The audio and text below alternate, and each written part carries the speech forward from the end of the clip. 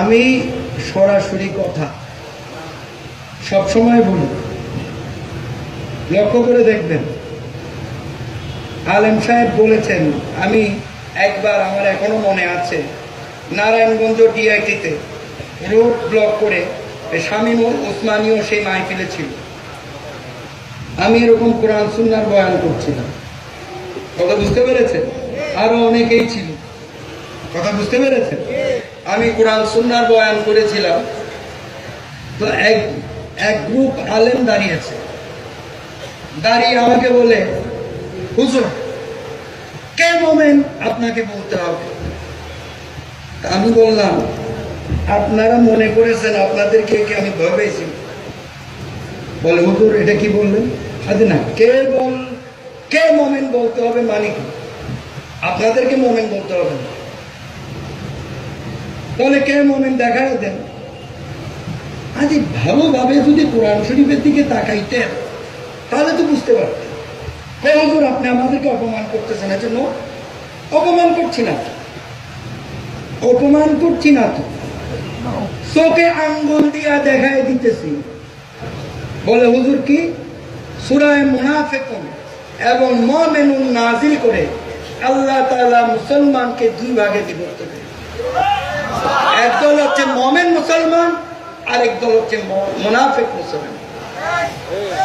আপনারা শুনে থাকবেন, সহিহ হাদিস শরীফ তো সহিহ, আলেম সাহেবরা বলে থাকেন মুসলমান আখেরি জামানায় এসে ৭৩ দলে বিভক্ত হবে।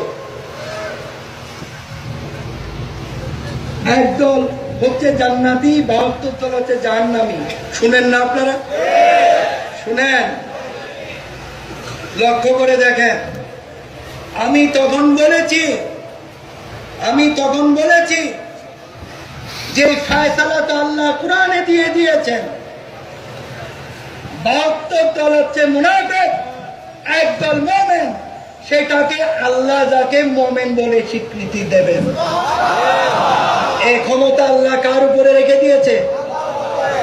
কোন পীর সাহেবের ফতোয়ার উপরে, কোন আলেমের ফতোয়ার উপরে মুমিন মুনাফিক নির্ধারণ হয় না, নির্ধারণ হয় একমাত্র আল্লাহর ইশারায়।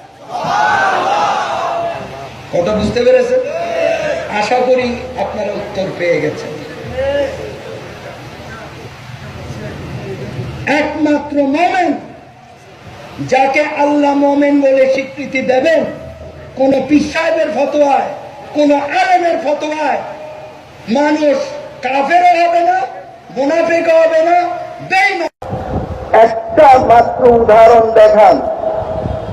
এক সময় অডিও ক্যাসেট হয়েছে, এখন ভিডিও হচ্ছে। একটা প্রমাণ দেখান মুজিবুল বশর মাঝভান্ডারী কোনোদিন কারো বিরুদ্ধে বলেছে, তাহলে আমি লজ্জিত হয়ে যাব। কারণ এই স্লোগান দিবেন না, কারণ সবাই জানে মুজিবুল বশর মাঝভান্ডারী কৃষ্ণ ফ্যাসাদ বিরোধী লোক, বিপদ বিরোধী লোক। বিপদের বিরুদ্ধে কথা বলে, কৃষ্ণ ফ্যাসাদের বিরুদ্ধে কথা বলে।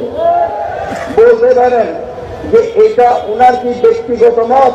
না, আল্লাহ কোরআন শরীফে কৃষ্ণ ফ্যাসাদ করতে নিষেধ করেছেন, বিপদ বিল্লাহ করতে নিষেধ করেছেন, আল্লাহ রসুল কৃষ্ণ ফ্যাসাদ করতে নিষেধ করেছেন, বিপদ করতে নিষেধ করেছেন। তো কৃষ্ণ ফ্যাসাদ বিরোধী, বিপদ বিরোধী হওয়া এটা আমার ইমানি দায়িত্ব, যার জন্য